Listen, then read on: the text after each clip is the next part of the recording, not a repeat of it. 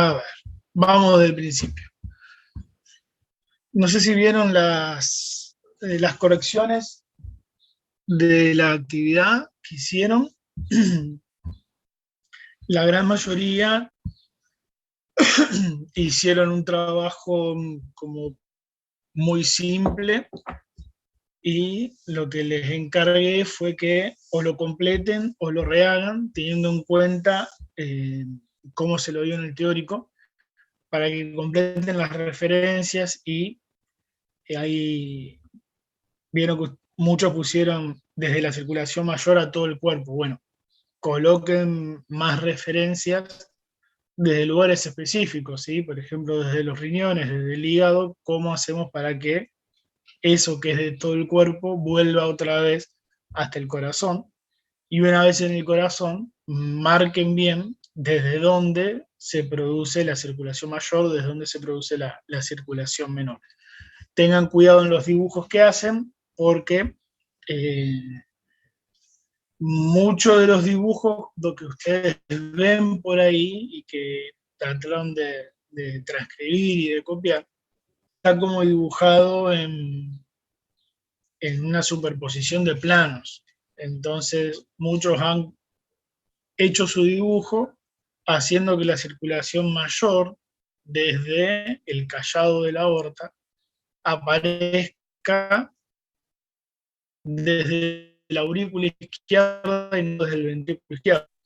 Entonces, eso es un error grande y si no colocan las referencias, entonces en el dibujo parece que sale de la aurícula izquierda, ¿sí? Pasa que, como por la disposición que tiene el callado, que hace esa vuelta para arriba,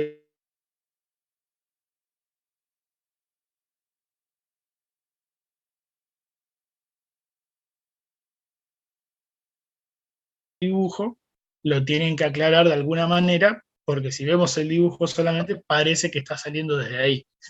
¿Estamos? Así que eso también controlen en los trabajos que hicieron. No los vuelvan a presentar, no, esto es una tarea simplemente de ver, dibujar y copiar, no tengo demasiado para corregir ahí, sí marcarles lo que les ha faltado. ¿Estamos? Entiendo que si ustedes van a copiar los nombres desde el hígado hasta el corazón, los van a copiar bien. Entonces no me voy a detener, a pedirles que lo vuelvan a subir cuando es una cuestión que tienen que completar ustedes directamente. Así que bueno, vean eso y los que tienen que corregir algo, completar o rehacerlo, háganlo. Eso respecto al trabajo que presentaron. Por otro lado, hoy vamos a empezar con sistema renal. Y vamos a empezar, si bien ya lo vamos a ver también el miércoles en el teórico, pero vamos a empezar desde lo más general de todo, que es un poco cómo está constituido el sistema renal y cuáles son específicamente las funciones que cumple el sistema renal. Profe, perdón ¿Estamos? que interrumpa. Le quería avisar que Hola, estoy Camila. presente, recién me pude conectar. Dale. Ahora te pongo el presente. Bueno, a ver, vamos a compartirle a estos chicos. Compartir.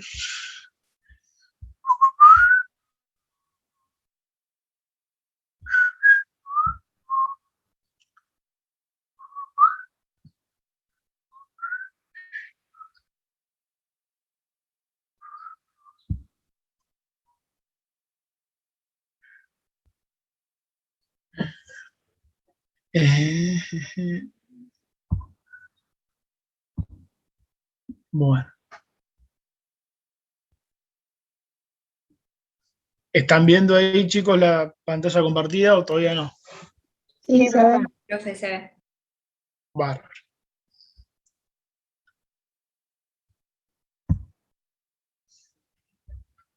Uy, qué lentitud que tiene esto, por Dios.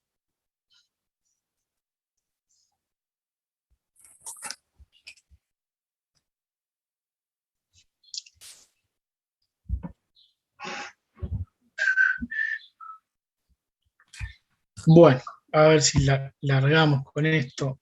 Ahora no los veo a ustedes. Bueno, está todo turbio esto. Sistema renal, ¿qué es lo que vamos a empezar a describir cuando empezamos a hablar de un sistema nuevo? Es cómo está constituido, ¿sí? No sé si me escuchan ustedes, me ven, porque... Sí, profe, se ve y se escucha bien. Barro. Yo ya no veo más a nadie, no sé qué es lo que pasa con esto. En fin.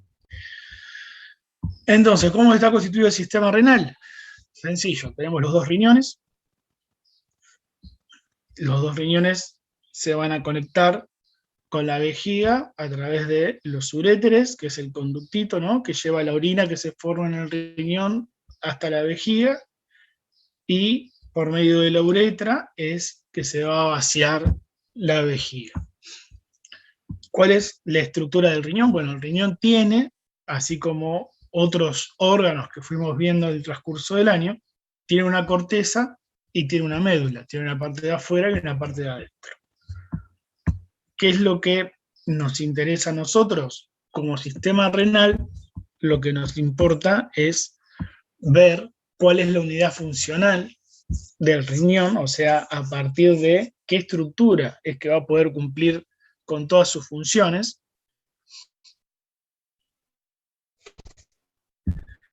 Y esto va a poder hacer gracias al nefrón o a la nefrona. ¿Sí? Que, si recuerdan, este es el dibujito sencillo, este por ahí es el dibujo que más se ve. Es un sistema de túbulos que se van conectando unos con otros. Entonces, desde la porción del glomérulo, que es la porción vascular que llega hasta cada uno de los millones de nefrones que hay dentro de cada riñón, es en este glomérulo entonces donde tenemos ese conjunto de arteriolas, que recuerdan que tenemos la arteriola que entra, la arteriola que sale, la arteriola aferente y la eferente, y dentro del glomérulo en sí, al margen de tener esta arteriola que entra y esta arteriola que sale, se capilariza y forma una red capilar ahí adentro, que esto es lo que va a estar propiciando a que en ese lugar se pueda dar el primer paso fisiológico dentro del nefrón, que es la filtración. Entonces, toda la sangre que llega desde el cuerpo, vieron que ustedes, por eso les decía, bueno, amplíen un poco cómo hicieron el tema de la circulación, porque esa circulación que nosotros estuvimos viendo, cuando llega hasta el riñón, en el riñón de la arteria renal, que es la que entra, se va a empezar a dividir y dividir y dividir y dividir hasta llegar a la constitución de arteriolas, y estas arteriolas son las que van a entrar en cada uno de los millones de nefronas. Entonces, toda la sangre que llegue por estas arteriolas va a entrar al glomérulo, o va a terminar formando el glomérulo dentro de esa cápsula de Bowman, que es la primer porción del nefrón a nivel tubular, y toda esa sangre que llega entonces se va a filtrar. ¿Qué significa esto? Que lo que está dentro de la red capilar, todo aquello que pueda salir del vaso va a ser filtrado y va a pasar a estar dentro del sistema de túbulos. Y las cosas que no se pueden filtrar van a seguir, como les marcan las flechitas acá, van a seguir estando dentro del vaso. Pero muchísimas de las cosas que venían en la sangre las filtramos y van a pasar a estar ya dentro del tubo. ¿Y qué es lo que va a suceder? Si nosotros filtramos sustancias que ya van a estar dentro de este túbulo, que se va a continuar con el proximal, el asa de Henle, el distal, el colector, todo esto que está acá adentro, una vez que se filtró, si sigue todo el sistema de túbulos, va a llegar a formar parte de la orina, que es lo que va a salir de esos riñones. En la estructura que vimos hace un ratito por los uréteres, todos los colectores se terminan combinando en el uréter, y el uréter entonces va a llevar la orina hasta la vejiga, y de ahí ya entonces lo vamos a poder excretar. Pero, ¿qué es lo que sucede? No puede ser tan sencillo. ¿Por qué? Porque hay cosas que vos filtrás a este nivel, pero que son importantes y no las querés perder con la orina. Entonces, repetimos, si vos lo filtraste y ya estás dentro del tubo, si seguís todo el trayecto tubular, te vas a terminar yendo con la orina. Pero como vos sos importante y el cuerpo no te quiere perder, entonces lo que va a suceder acá va a ser un proceso de reabsorción. Por eso ahora sí hablamos de reabsorción, porque lo que se filtró y se iba a perder por la orina, si vos no lo querés perder, lo podés reabsorber, o sea, lo volvés a absorber y lo pasás otra vez a la sangre. ¿Estamos? Y este es el concepto que tiene que estar claro y que no puede haber errores en esto. La primera absorción que se produce es en el sistema digestivo cuando uno come. Entonces, cuando uno come y todos esos nutrientes pasan hacia la sangre para poder ser utilizados, entonces eso es la absorción. ¿Por qué? Porque había algo que estaba fuera del cuerpo y vos ahora lo estás absorbiendo hacia el medio interno. ¿Estamos? Mientras que en este caso estamos en el sistema renal y estas sustancias ya estaban en la sangre y salieron de la sangre porque se filtraron, pero como no las querés perder, las tenés que mandar otra vez hacia la sangre. ¿Y cómo haces esto? Por un proceso de reabsorción. Los volvés a absorber. ¿Están? Entonces, ¿esto está claro? ¿O hay alguna duda con esto? Sí, profe, se entendió. Está claro, profe. Bien. Entonces, este concepto no se puede equivocar. Si nosotros estamos hablando y ustedes dicen, sí, porque en el sistema renal se absorbe, chao. Por más que digan, no, me confundí, no. En el sistema renal se reabsorben estas cosas y en el sistema gastrointestinal se absorben las otras cosas. ¿Estamos? Eso es uno de esos conceptos que no se puede pifiar. ¿Estamos? Lo mismo con, como les dije la semana pasada, lo mismo con medio interno, lo mismo con homeostasis, lo mismo con gluconeogénesis, lo mismo con mecanismos de acción. Preguntamos ese significado y lo tienen que saber y tienen que describirlo y ya no hay vuelta atrás con eso. Estamos así de claro, tiene que estar. Por eso me aseguro. ¿Les quedó claro ya a todos? Sí, profe. Sí, Sí, sí. Bárbaro. Entonces, entendimos lo que es la reabsorción.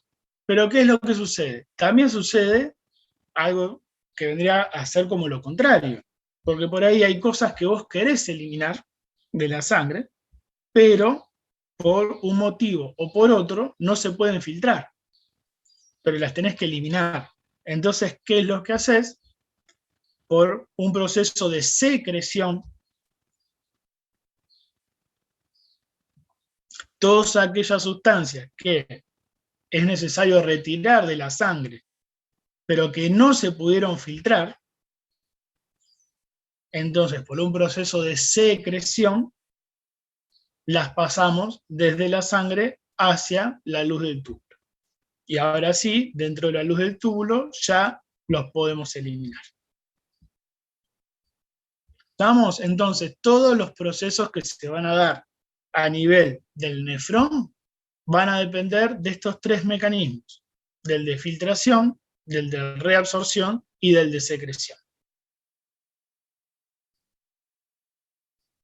¿Estamos? Obviamente que todos estos mecanismos los vamos a ir explicando y que la filtración tiene sus características y la reabsorción y la secreción tienen sus características, tiene sus lugares, sobre qué sustancias se reabsorben en qué porción del nefrón, y van a tener sus transportadores. ¿Está? Entonces, son todos conceptos que por ahí vamos a ir ubicando, cosas que ya vimos antes, como ser los distintos tipos de transporte a través de membrana, los vamos a ir ubicando ahora en el EFROM en los lugares que corresponden. ¿Estamos? Eso es como introducción. Para terminar esta introducción, ¿qué es lo que tenemos que entender? Va a ser cuáles son las funciones que cumple el sistema renal a nivel general. ¿Sí? Nosotros vimos cómo está constituido el sistema renal, vimos cuál es la unidad funcional del riñón y cómo está constituido esta unidad funcional y de qué manera va a cumplir con las funciones que tiene que llevar a cabo. Eso es por un lado. Por otro lado, el sistema renal entero en sí va a cumplir diferentes funciones y estas funciones van a ser 3. Una función va a ser la excretora,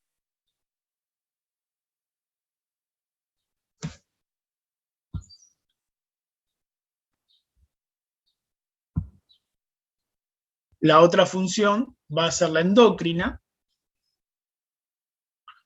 y la tercera función es la metabólica. Entonces, queda claro esto. Funciones del sistema renal son las funciones excretora, endocrina y metabólica. ¿Estamos? Los mecanismos de cómo lleva adelante las funciones la nefrona son la filtración, la reabsorción y la secreción. ¿Está claro eso? No confundan cuando les preguntemos cuáles son las funciones del sistema renal, no confundan y empiecen, bueno, las funciones del sistema renal son la filtración, la secreción y la reabsorción, porque no es así, no está bien eso. Pueden formar parte de los mecanismos, pero las funciones del sistema renal son la excreción, la función endocrina y la función metabólica. Bien.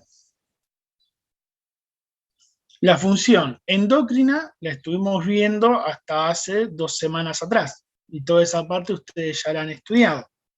¿Por qué decimos que el riñón tiene función endocrina? Bueno, ¿por qué?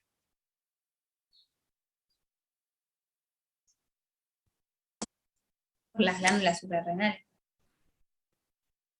¿Pero las glándulas suprarrenales pertenecen al sistema renal? ¿Por la liberación de la renina, profe? Una de las razones por las cuales el sistema renal tiene una función endocrina es porque participa en el sistema renina-angiotensina-aldosterona. ¿Sí? En donde el riñón justamente secreta la enzima renina, y ustedes vieron que cuando la renina activa la angiotensina, después va circulando, pasa a angiotensina 2, empieza a cumplir funciones, se termina activando todo el sistema con la aldosterona, que ¿en qué lugar iba a actuar la aldosterona?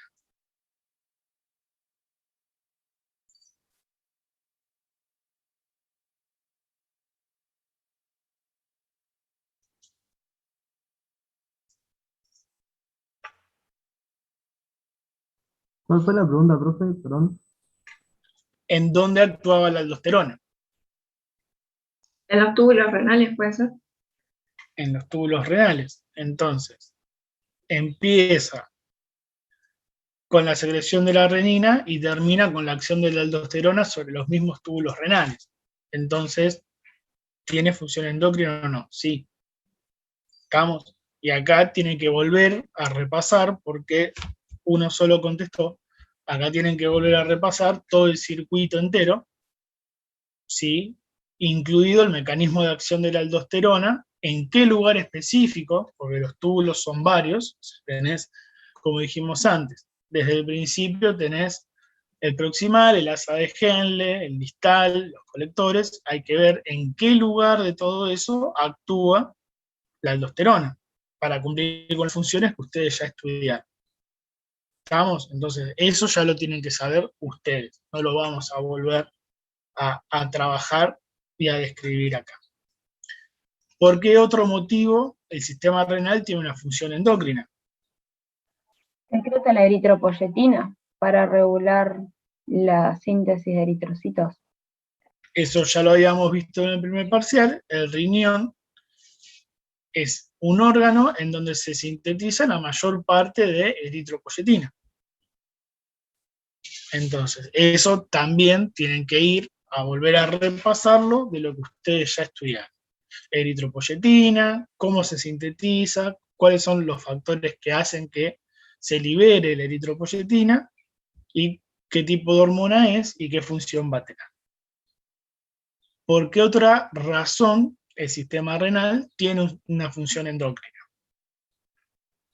Porque ayuda a la conversión de la vitamina D.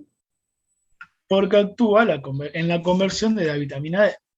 ¿Sí? La vitamina D es considerada como una hormona, entonces tienen que recordar también entonces cómo venían los pasos para la activación de la vitamina D, teniéndola desde la piel, por los órganos que pasaban, y dentro del riñón, si recuerdan, sufría su activación en presencia de otra hormona y va a hacer que esta vitamina D se termine de activar y que la vitamina D puede ir a cumplir con sus funciones a nivel del intestino delgado.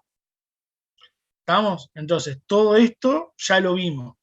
Es más, lo vimos hasta hace 2 semanas atrás, ya lo rindieron y ya lo aprobaron. ¿Estamos? Así que no vamos a detenernos en esto, pero sí lo tienen que estudiar y lo tienen que saber porque ya es parte del sistema renal y en el examen obviamente va a entrar. ¿Estamos? Bien. Entonces, función endocrina por todo eso, porque sintetiza hormonas, porque es el sitio en donde actúan hormonas como la aldosterona, ¿sí? ¿Qué otra hormona más actúa en el sistema renal? La antidiurética. La antidiurética. Entonces, fíjense todo lo que tiene que ver con sistema endocrino, ¿sí? Actúa sobre el sistema renal, la aldosterona, la antidiurética o vasopresina, secreta la renina para que se active el circuito renina-angiotensina-aldosterona, activa la vitamina D para que se pueda aumentar la absorción de calcio intestinal, ¿sí? Tiene un montón de funciones endocrinas el sistema renal. Bien. ¿Cuál es la otra función del sistema renal? Perdón, y la eritropoyetina también, que la habíamos visto en el primer parcial, que es otra hormona que sintetiza el sistema renal. Otra de las funciones que tiene el sistema renal es la función excretora, o la función exócrina. Con esta función excretora, obviamente, ¿a qué estamos apuntando? A que el riñón, ¿qué es lo que hace?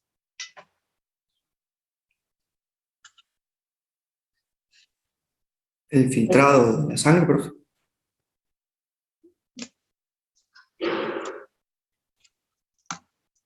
¿Para qué? Produce la orina.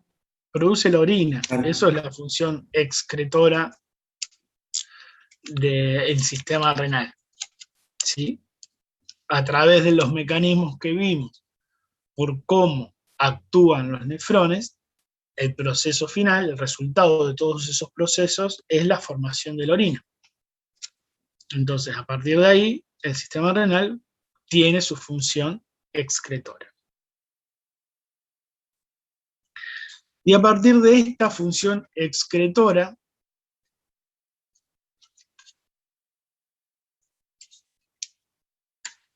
¿qué parámetros de la homeostasis a ustedes les parece que el sistema renal va a poder controlar? El equilibrio iónico. El equilibrio iónico en un punto, porque obviamente la orina va a estar formada por agua y va a tener un montón de iones, entonces el equilibrio iónico va a estar en cierta medida regulada por la formación de la orina, o sea, según los iones que vos quieras eliminar o mantener dentro del cuerpo, entonces de esa manera vos vas a estar regulando la cantidad de iones que haya dentro del medio interno. ¿Sí? ¿Qué más? ¿Qué otro parámetro más? El pH. El El pH también, porque vos podés producir una orina más ácida o más alcalina según las necesidades que vos tengas en ese medio interno. ¿Sí? Si vos estás con un pH ácido en el medio interno, entonces lo que vas a querer hacer es eliminar más ácidos y conservar más bases.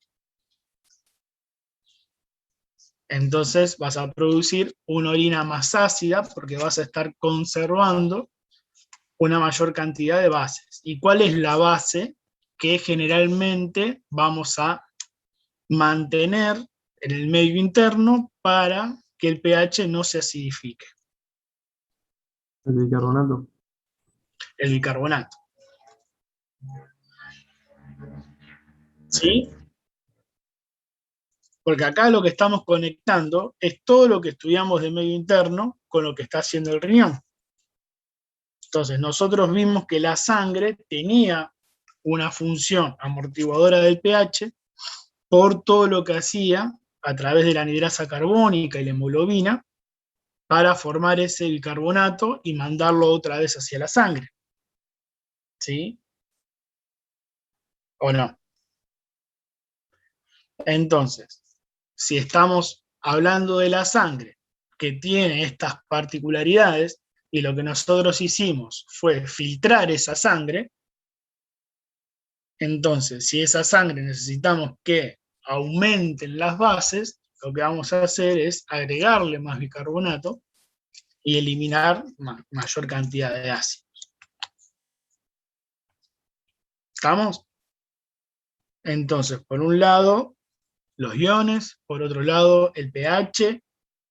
¿Qué otro parámetro más del medio interno vamos a estar regulando? El volumen y la osmolaridad. El volumen y la osmolaridad. La osmolaridad es justamente la parte que les faltaba con lo que mencionaban del equilibrio iónico, ¿sí? Porque la osmolaridad es justamente la relación que hay entre el líquido y los iones, ¿sí? Entonces, cuando hablamos de osmolaridad, hablamos de el equilibrio hidrosalino, ¿sí? Estamos haciendo mención a la relación que hay entre el agua y los iones, ¿sí? Entonces, eso es otro parámetro que tenemos que regular y que el riñón es el que se va a encargar de regular. Y el volumen también es otro parámetro, como decía Milagro, porque si vos estás filtrando la sangre para formar orina y la orina tiene un gran porcentaje de agua, entonces el volumen se va a estar modificando según la cantidad de orina que vos estés formando. ¿Estamos? ¿Y cómo vamos a determinar esto? Imagínate que vos te pasás todo el día sin tomar líquido, pero tus riñones siguen formando orina. ¿Sí? Entonces, bueno, por eso hablábamos a principio de año que tiene que haber un equilibrio entre los ingresos y los egresos de agua. Porque los riñones siempre van a estar tratando de formar orina. Pero si vos no ingresás agua, bueno, va a llegar un momento en que todo el sistema se va a despelotar.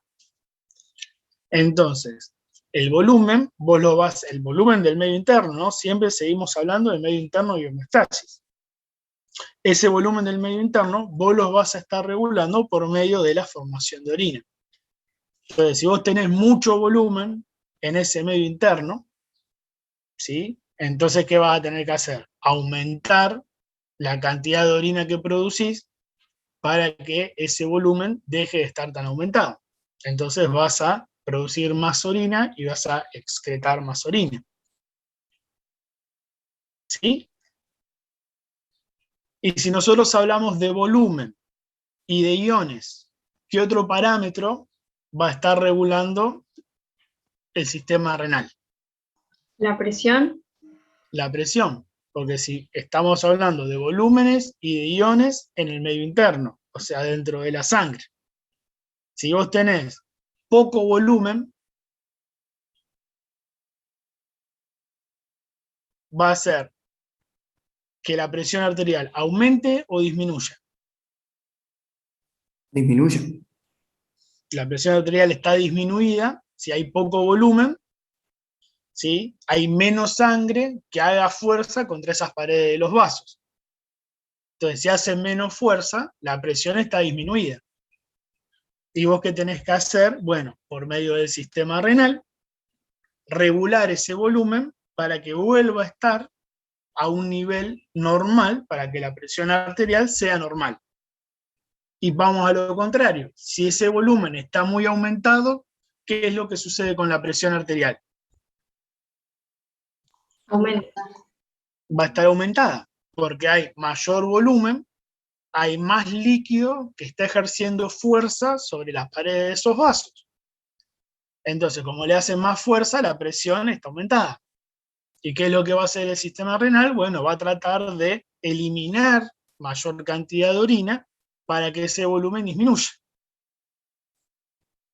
¿Sí? Y dentro de los iones y de lo que nosotros conocemos, ¿cuáles son importantes para jugar con lo que va a ser el volumen?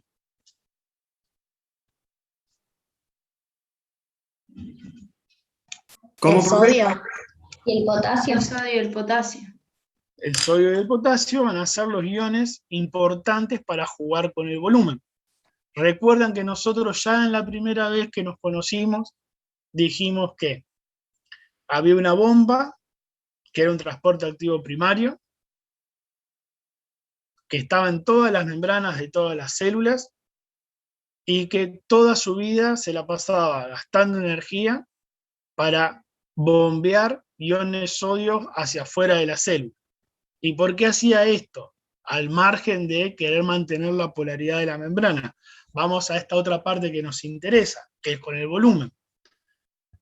Si no estaba la bomba sodio-potasio, ¿qué era lo que sucedía con el volumen de la célula? Aumentaba. Aumentaba. ¿Por qué? Porque el sodio es una molécula osmóticamente activa y lleva agua cuando se mueve. Entonces, si no teníamos la bomba sodio-potasio, y el sodio tiene tendencia siempre, por mayor concentración, a difundir hacia dentro de la célula, porque se encuentra en mayor concentración fuera que dentro de la célula. Entonces, por transporte pasivo, siempre quiere difundir hacia adentro. Y como el sodio, justamente, hacia donde se mueve, arrastra agua, porque es osmóticamente activo, entonces, si no teníamos esa bomba, la célula se iba a llenar de sodio y en consecuencia se iba a llenar de agua. Entonces, acá sucede exactamente lo mismo. Hacia donde se mueve el sodio, va a ir arrastrando agua. Por eso es que cuando hablábamos de las funciones endócrinas que se ejercen sobre el sistema renal, hablábamos de la concentración del sodio y del potasio. ¿Sí? ¿Qué hacían las hormonas, la hormona antidiurética?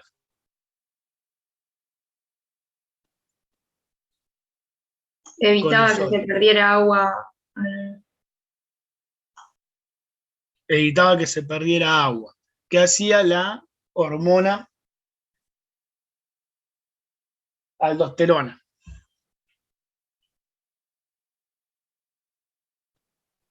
Participaba en la reabsorción de sodio en la túbulo renal. Me faltó la primera palabra, Joaquín. ¿Cuál? La primera palabra. Dijiste reabsorción de sodio, pero no te escuché la primera palabra, el verbo. Ah, participa. Participa en la reabsorción de sodio.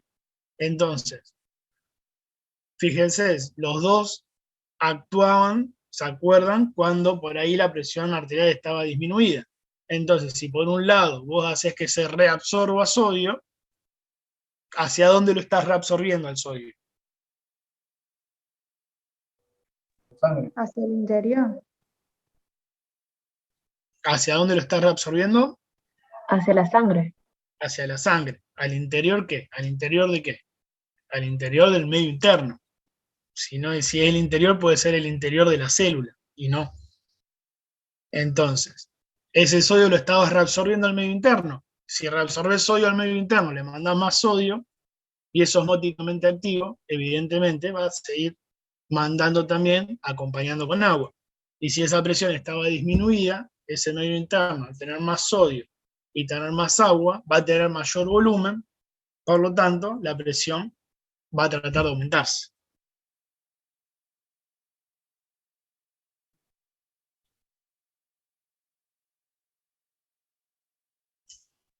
¿Estamos con esto? Bueno, no están muy convencidos, pero asumo que todo esto ya lo tendrían que saber. Entonces, función exócrina o excretora, que va a regular todos estos parámetros del medio interno, la función endocrina y la función metabólica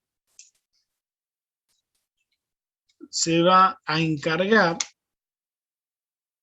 La función metabólica tiene que ver con una función puntual que va a cumplir en momentos de ayuno prolongado, que era lo que sucedía con el cuerpo y el medio interno en momentos de ayuno prolongado.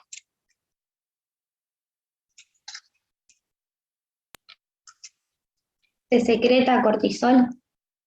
¿Para qué? Para mantener la glicemia. Para mantener la glicemia. ¿Y de qué manera iba a actuar este cortisol para mantener la glicemia? Degradando los depósitos de glucógeno. Uh-huh. ¿Y de qué otra manera? También sobre el... Sí, perdón. Se utilizaba las proteínas y los lípidos del cuerpo, de los músculos, sobre todo, ¿Para qué? para generar glucosa a partir de aminoácidos lípidos.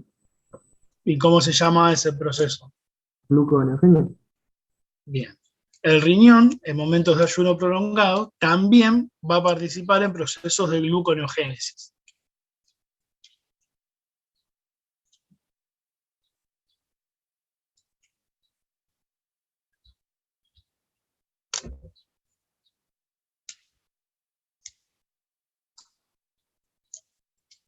Entonces acá vemos que antes habíamos visto que la gluconeogénesis en qué tejido, en qué órgano se producía principalmente. En el hígado. En el hígado. Bueno, ahora vemos que también en momentos de ayuno prolongado, el riñón puede contribuir con esa gluconeogénesis para aumentar esa glucosa en sangre a partir de sustratos que no sean hidratos de carbono. ¿Estamos? Bien, muy bien.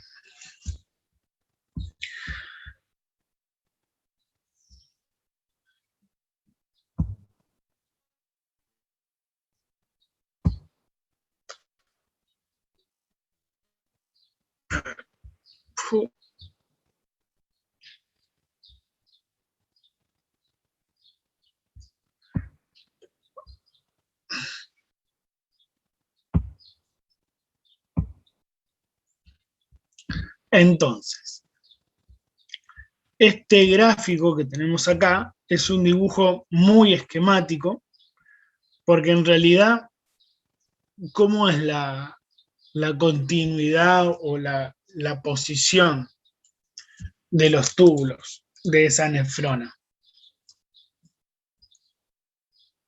¿Cómo tendría que estar este dibujo para que la nefrona esté bien dibujada?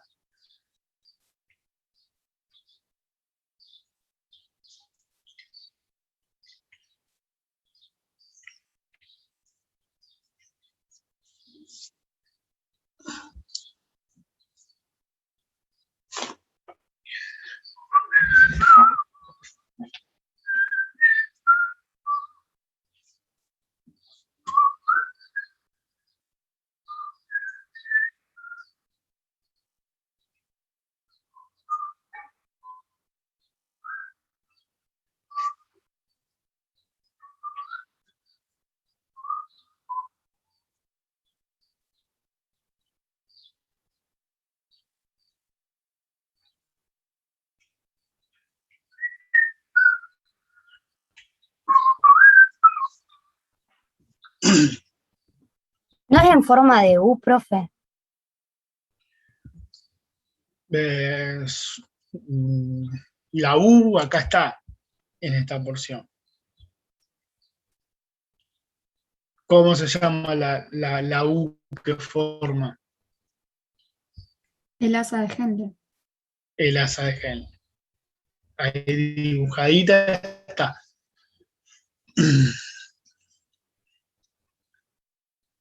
¿Cuál es la característica que tiene que tener este nefrón para que pueda cumplir con las funciones y que en este dibujo no está expresado de esa manera?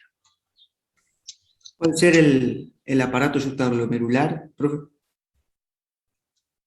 ¿Qué es el aparato yuxtaglomerular, Augusto? ¿Qué es? Ajá, El que sensaba la presión para iniciar la síntesis de renina. ajá. ¿Y cómo está constituido? Por las células subtaglomerulares. Tenían el capilar, tenía un capilar ahí a la par del glomérulo y bueno, Ajá. ahí sensaba, tenían esas células que sensaban la presión. Profe, ¿no es que tienen que estar, digamos, hacia el uréter, mirando hacia ahí para poder excretar? Hacia el uréter.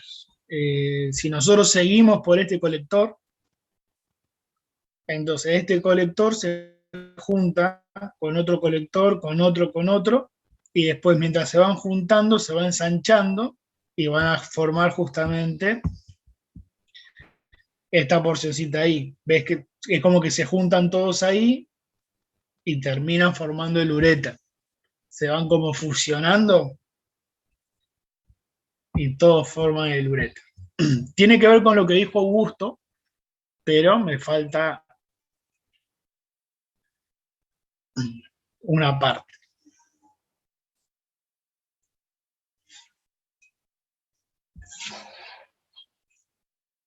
Que lo tienen que haber visto en histología, seguro eso.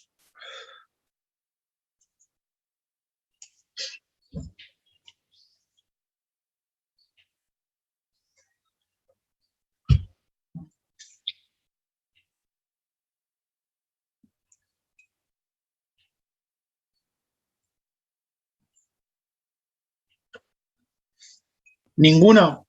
Se me ocurre a nefronas corticales, o sea, si unas van a ser medulares, otras van a estar en la corteza.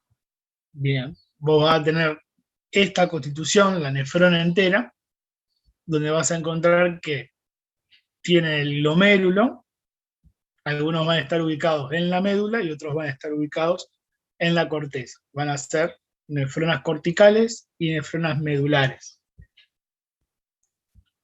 Lo que nos está faltando es ver cómo es esta disposición que tiene que ver con ese aparato yuxtaglomerular.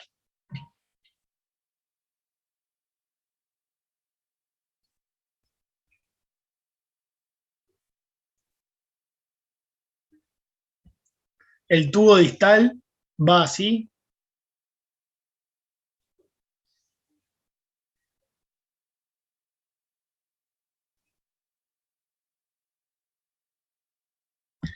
Qué buena pregunta. El tubo distal lo que hace es pega la vuelta y se ubica entre las dos arteriolas.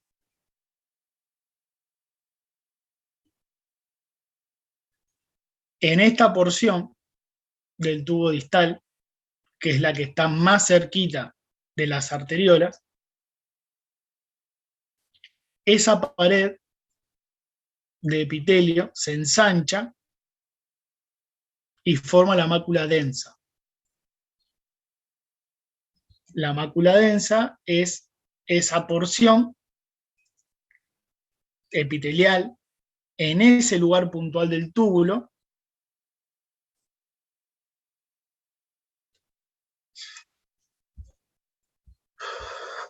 que se va a relacionar y va a terminar formando parte del aparato yuxtaglomerular. Tenemos ahí la cápsula,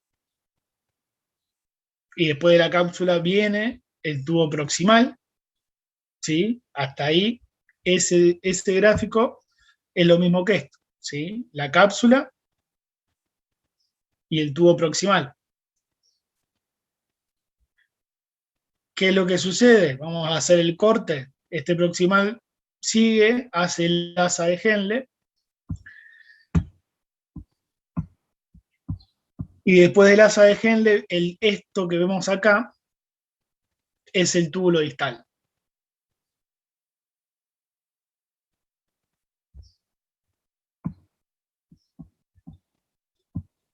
Entonces, esta pared del túbulo distal, que se apoya entre la arteriola aferente y la eferente, o al revés, la aferente que entra y la eferente que sale, esa porcioncita, ven que las células son distintas, estas a estas. En este lugar, esas células se modifican y se pasan a formar parte de la mácula densa. ¿Sí? Y en todo este sector, todo esto es lo que está formando el aparato yuxtaglomerular. ¿Está claro ahí? Sí, profe. Bien.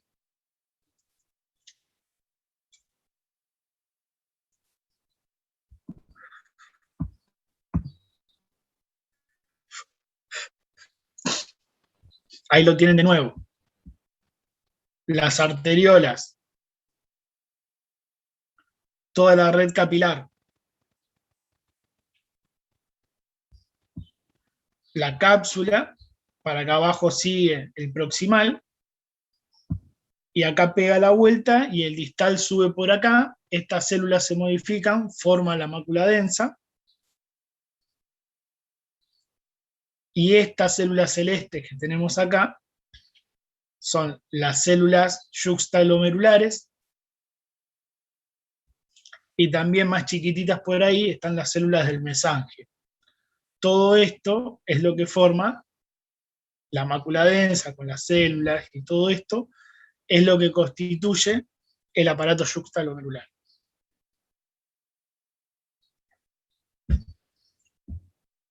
¿Está claro? Bien. ¿Y para qué me sirve el aparato yuxtaglomerular?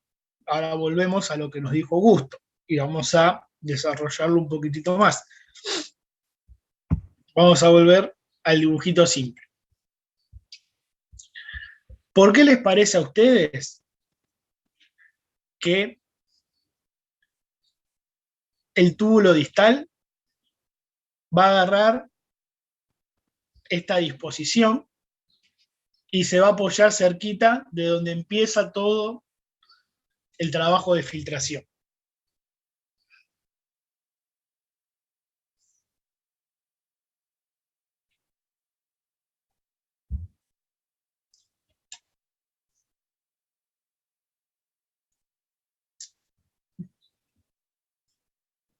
Para regularse.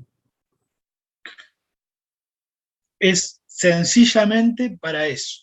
Es para autorregularse. ¿Sí? ¿Cuál era la primera función que se lleva a cabo a nivel de la nefrona. Filtración. La filtración es el primer mecanismo que se lleva a cabo a nivel de la nefrona. Y fíjense dónde se apoya el túbulo distal, cerca de donde se produce la filtración.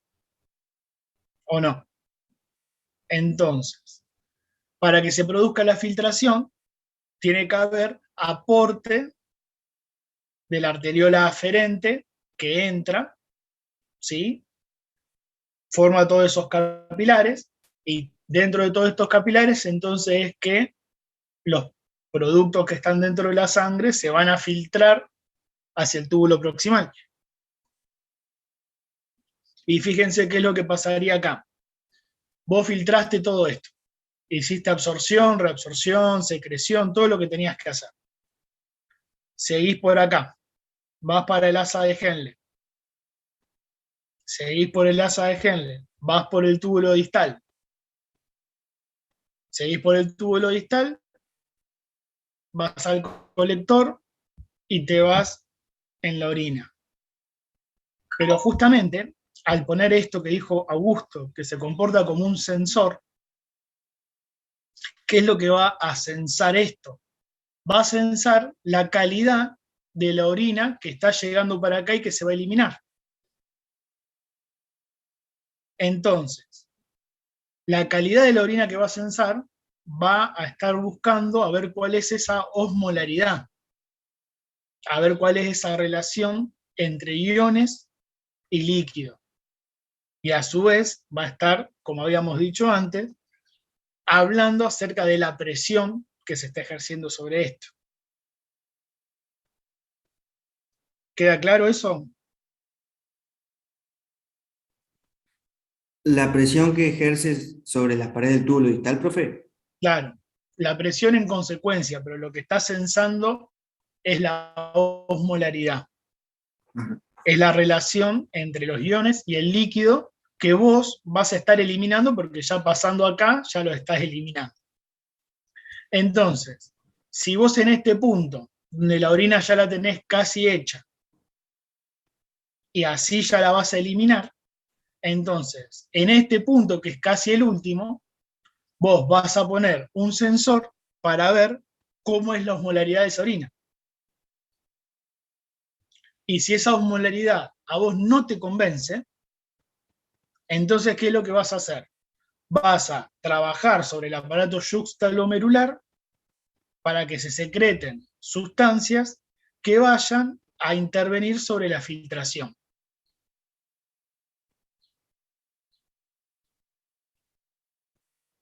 Entonces, supongamos que la osmolaridad está disminuida. ¿Sí? Si la osmolaridad está disminuida, entonces hay una pobre relación entre líquido y iones. ¿Cómo haces para aumentar esa osmolaridad? Como dijo Mateo, autorregulando la filtración, porque lo que está llegando acá a vos no te convence. Y la única forma que tiene el nefrón de regular lo que llega acá es condicionar qué es lo que entra por acá. Entonces, lo que entra por acá, ¿desde dónde entra? Desde los vasos, desde los capilares que vienen de esas arteriolas. Entonces, ¿qué es lo que vas a hacer? Lo que vos secretes desde aquí va a intervenir sobre el vaso que entra o el vaso que sale. Entonces, si vos querés que la filtración disminuya un poco, lo que vas a hacer es cerrar, o vas a hacer una vasoconstricción en la arteriola que está entrando. Entonces, si haces una vasoconstricción en la arteriola que está entrando, lo que se va a filtrar acá va a ser menor, porque es menor la cantidad de sangre que está entrando. ¿Sí? Entonces, Vos lo que te dice acá es que querés disminuir la filtración. ¿Qué es lo que haces? Por medio del aparato yuxtaglomerular, haces una vasoconstricción en la arteriola que entra. Entonces, al entrar menos sangre, es menos lo que vas a poder filtrar. Ahora bien, si vos querés aumentar la tasa de filtración, lo que vas a hacer va a ser hacer una vasoconstricción en la que sale. Porque si esta, y a esta si querés a la que entra, la podés dilatar un poco. Entonces, vos querés aumentar la filtración, porque este te está avisando que viene flojo, tenés que aumentar. Entonces, abrís un poquito la que entra y cerrás la que sale. Entonces, todo lo que entra va a ser más, va a salir menos, y va a estar más en contacto con los capilares para que se pueda filtrar. ¿Estamos? Es un juego que se va a ir dando según lo que la mácula densa, que es el sensor, según lo que la mácula densa esté informando de lo que esté sucediendo con la osmolaridad a este nivel. Y de esa manera se da la autorregulación túbulo glomerular.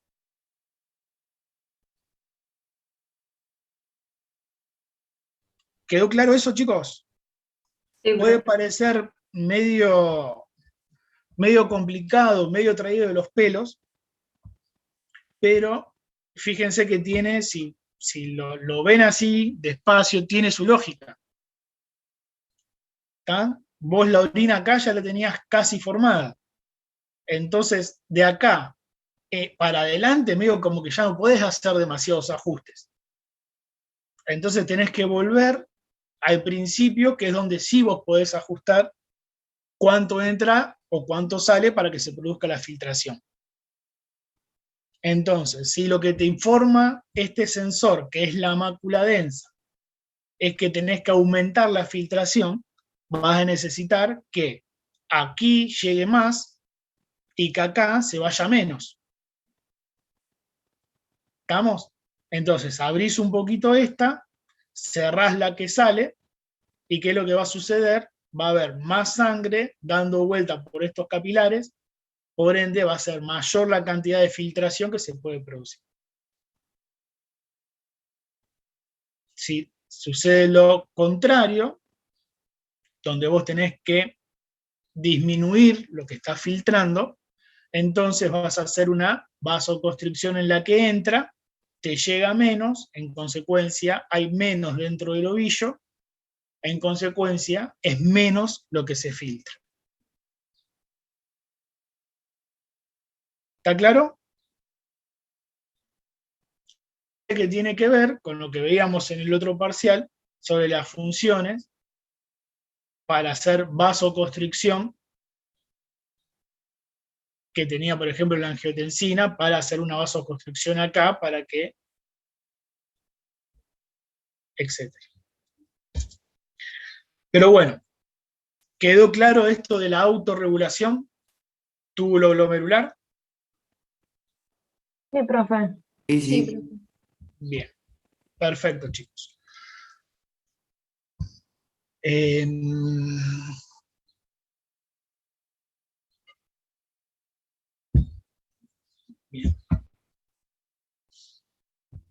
Entonces, eso en cuanto a esa disposición particular que tiene. Vamos a ver la filtración.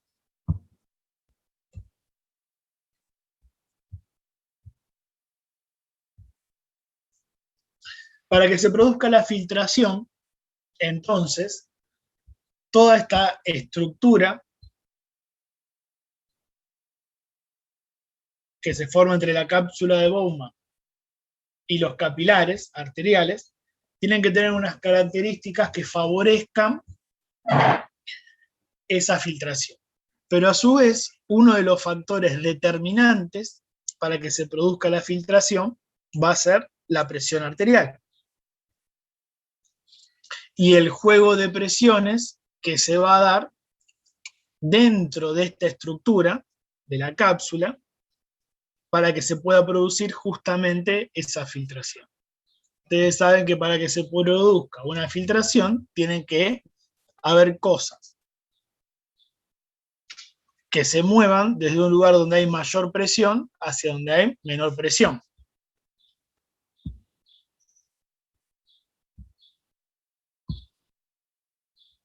¿Sí? Entonces,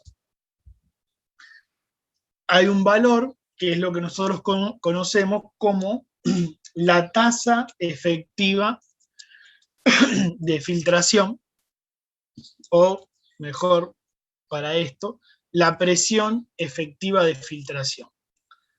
¿Qué es lo que nos dice la presión efectiva de filtración? Que va a haber un juego de presiones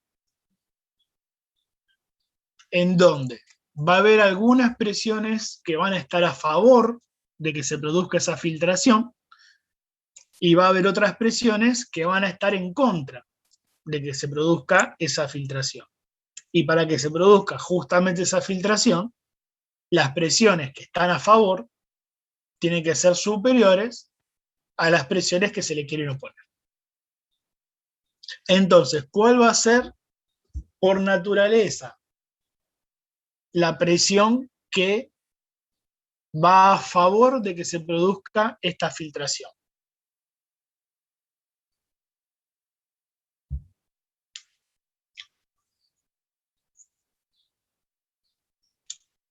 La hidrostática.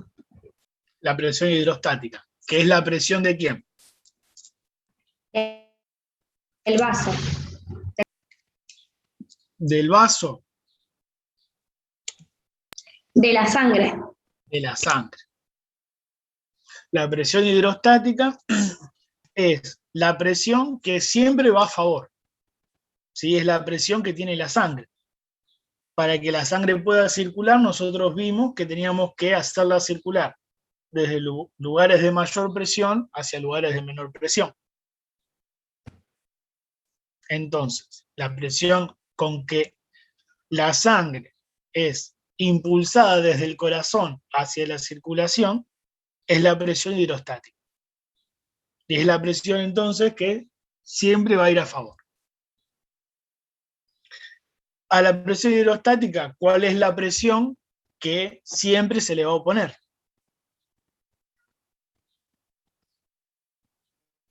La osmótica. La presión osmótica, la presión oncótica o la presión coloidosmótica. ¿Que quién ejercía esa presión?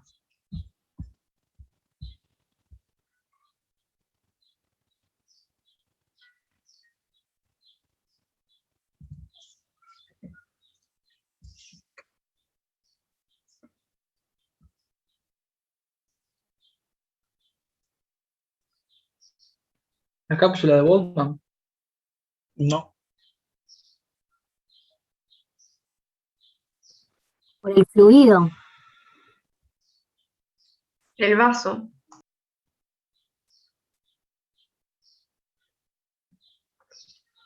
¿Quién ejerce la presión oncótica? ¿No era la El albúmina? interno, ¿Eh? el líquido extracelular. Las proteínas del plasma. Las proteínas del plasma. ¿Qué proteínas del plasma? La albúmina. La albúmina. Cuando estudiamos sangre, estudiamos que en el plasma hay un montón de proteínas y que la responsable de la presión oncótica era la albúmina. Bien, bueno, eso es otra cosa que tienen que sentarse y volver a estudiar del primer parcial. Por eso yo les decía, chicos, y les anticipaba que tenemos un gran trayecto recorrido, nos queda un gran trayecto por recorrer. Eso implica que, como ya cursamos 2/3, nos queda solamente 1/3, que vendría a ser poco, pero ese poco que queda implica que las conexiones con lo que ya vimos cada vez son más. Entonces, todo lo que ya vimos y que de alguna manera se aplica a lo que vamos a seguir viendo, lo tienen que saber. Por eso en el parcial, cuando nosotros preguntemos cuáles son las proteínas plasmáticas, tienen que saber cuáles son las proteínas plasmáticas, tienen que saber cuál es la albúmina y tienen que saber qué función cumple. ¿Estamos? Porque son cosas que se aplican a este parcial y es lo que justifica por qué las cosas que estamos viendo ahora en estos sistemas se comportan de la manera que se comportan. ¿Estamos? Y esto no es que sea una cosa arbitraria, me van a preguntar proteínas. Bueno, también les preguntamos cuáles son los transportadores y no se quejan. Si es transportativo primario, secundario, difusión, etc. Bueno, con el mismo razonamiento de poder preguntar cuáles son los transportadores, también tienen que ir conociendo y recordando las características de las cosas que ya vimos. ¿Estamos? Por eso todo lo de endocrino, que tiene que ver con esto, lo tienen que volver a repasar, y por eso ahora lo que tiene que ver con proteínas plasmáticas en relación a esto, lo tienen que volver a repasar. Entonces, las presiones que van a favor siempre va a ser la hidrostática, ¿sí? Que es la presión que trae la sangre a partir de lo que se bombeó desde el corazón, y la presión que le queda según cómo se va ramificando ese árbol arterial, porque a medida que se va ramificando el árbol, la presión va disminuyendo, ¿sí? Porque la presión sale del ventrículo izquierdo con 120 milímetros de mercurio, pero no llega al pie con 120 milímetros de mercurio. En las ramificaciones que se van produciendo, la presión va disminuyendo. Entonces, la presión que llega al riñón va a ser la presión hidrostática, se le va a oponer la presión natural que siempre se opone, que es la presión oncótica, de la misma sangre, y también se le va a oponer, lo que por ahí decía creo que Joaquín, la presión que tiene la cápsula de Bowman.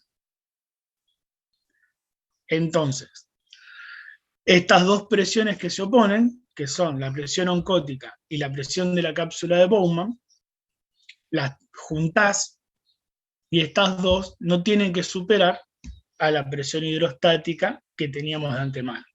Entonces, con este juego de presiones es que la filtración a nivel glomerular se va a poder llevar adelante.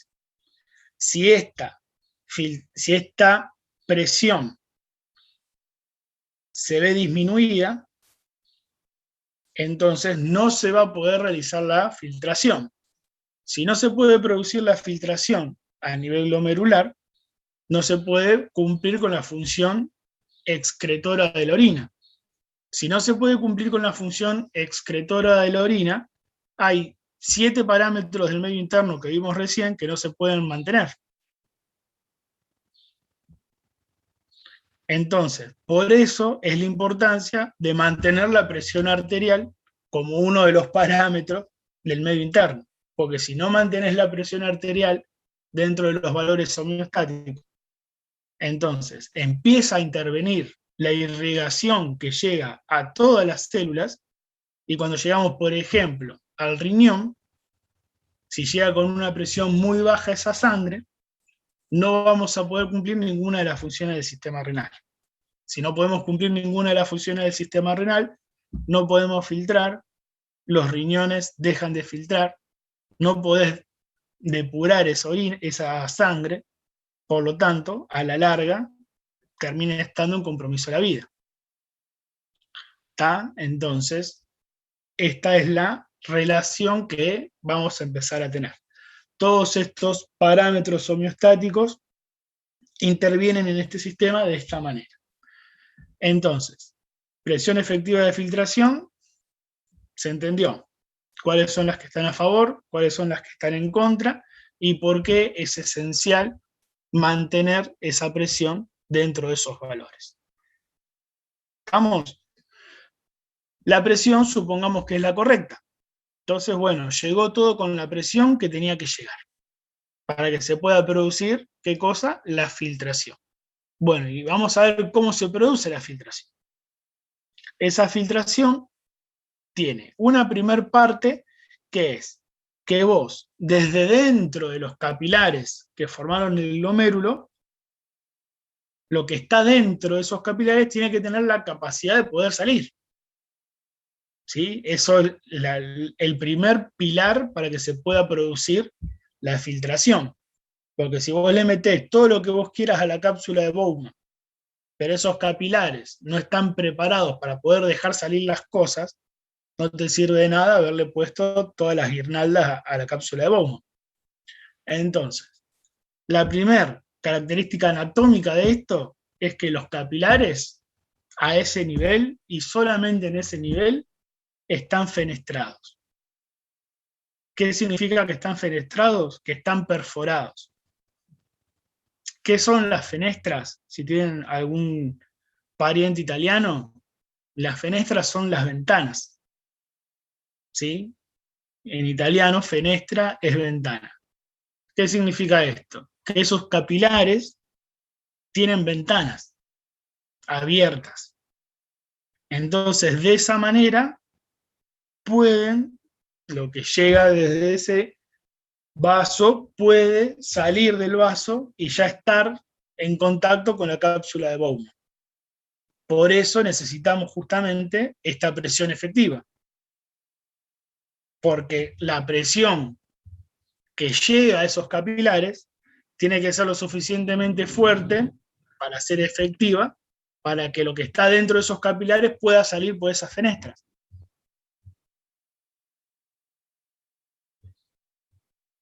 ¿Está? ¿Me siguen hasta ahí? Sí. Perfecto. Entonces, por medio de la presión y por medio de las fenestras, ya pudimos sacar cosas de esos vasos. Y ahora lo que tenemos que hacer es lograr que desde la cápsula de Bowman pasen hasta el tubo proximal. Y acá empiezan a intervenir diferentes factores. Porque, por ejemplo, las cargas eléctricas van a tener que ver. ¿Sí? Saben que positivo con positivo se repelen, negativo con negativo se repelen. Entonces, según las cargas eléctricas que haya, ahí en este lugar ya, en la cápsula, vamos a encontrar una membrana que tiene cargas positivas. Entonces, por ahí, las cosas que son positivas se les complica pasar. Y a su vez, en esta porción vamos a encontrar unas células que se llaman podocitos. Se llaman podocitos porque son citos, células con formas de pie, podos. ¿Sí? ¿Y por qué tienen esta forma de pie? Si ustedes se miran las empanadas, van a tener que tienen la parte del empeine. Un día les voy a dar una clase de cómo patear tiros libres, entonces les voy a explicar, bueno, esto es el empeine, tienen que poner el pie así, etc. Entonces, el empeine, y si miran, siguen teniendo todos los deditos. Bueno, imagínense que eso es una célula. Podocito, y los dedos se llaman pedicelos, que son todas esas prolongaciones que tiene la célula. Y esos pedicelos se van entrelazando, entonces van haciendo también como de colador para que las cosas que vos querés filtrar vayan pasando por entre medio de esos pedicelos. ¿Estamos? Profe, esos se encuentran rodeando los capilares adentro del glomérulo, ¿no? Así es. Vale. Entonces tienen todas estas barreras que tienen que ir atravesando, ¿sí? Tienen que salir por esas fenestras, tienen que atravesar la lámina basal de la cápsula y tienen que pasar entre esos pedicelos de esos podocitos para que cuando atravesaron todo eso, bueno, miran alrededor y ya están adentro del túbulo proximal. ¿Está? Y una vez que están dentro de ese túbulo proximal, entonces van a pasar tres cosas. La filtración ya se hizo. Una vez que se filtró, entonces, ustedes se van a parar ahí dentro del túbulo y van a ver que por ahí les están agregando cosas. Bueno, eso es la secreción. Lo que no se filtró, recuerdan, lo que no se puede filtrar, y vos igual querés eliminar, por secreción llega hasta dentro del túbulo. Y por ahí van a ver también que no solo que le están agregando cosas, sino que por ahí empiezan a perder compañeros, se le empiezan a ir. ¿Por qué? Porque esos compañeros eran necesarios para el medio interno, entonces por reabsorción los sacamos de ahí, de ese túbulo, y los mandamos otra vez a la sangre. ¿Estamos? ¿Y cuáles son las cosas que vos generalmente nunca querés perder?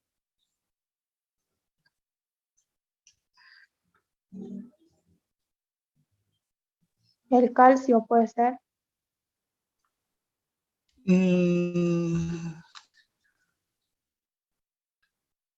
Hierro. No. El calcio particularmente, no. Si bien lo necesitas y todo lo que vos quieras, pero hay otras, a ver, vamos de nuevo. La tasa de metabolización del calcio, nosotros vimos que hay un porcentaje de calcio que sí se elimina del cuerpo. ¿Sí? Vimos, hay tanto calcio y hay una pequeña porción de calcio que siempre vamos a eliminar. Bueno, hay dos sustancias que no vas a eliminar nunca y que si las empezás a eliminar va a estar mal. Glucosa.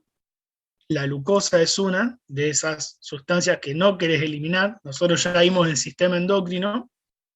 Recuerden cuando estudiamos sistema endocrino y vimos las hormonas que actúan sobre esto, siempre o le estabas almacenando, o le estabas rompiendo, o le estabas transformando en otra cosa, pero nunca vimos que a la glucosa la hayas llevado hacia el intestino para que se vaya con heces, o hacia los riñones para que se vaya con orina, o hacia el respiratorio para que se vaya con la respiración. ¿Sí? Mientras que el calcio sí, dijimos, bueno, vos comés 25 kilos de queso, hay un porcentaje de ese calcio que sí lo vas a eliminar.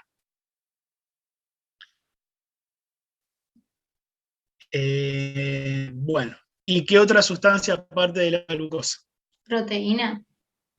Los aminoácidos, ¿sí? Ya más chiquito que la proteína, los aminoácidos.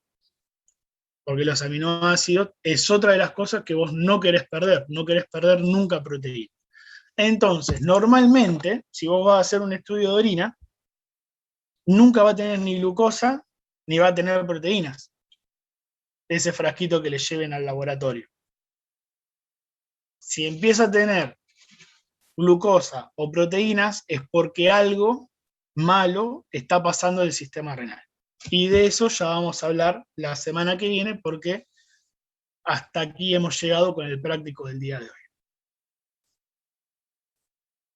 Entonces, para decirlo de otra manera, la glucosa y los aminoácidos no se eliminan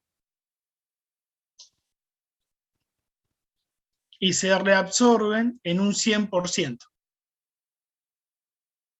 siempre y cuando las cantidades sean las normales, siempre y cuando el sistema endocrino esté funcionando normalmente.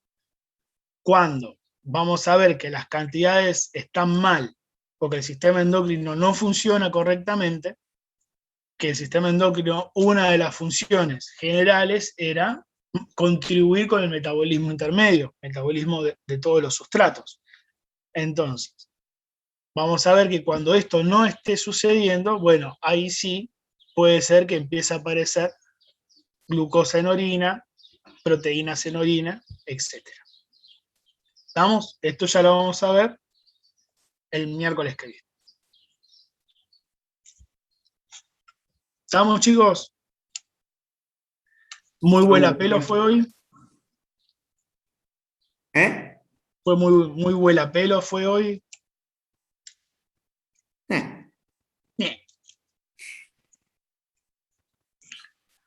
Bueno, como les decía, la actividad que presentaron, entonces corríjanla y complétenla.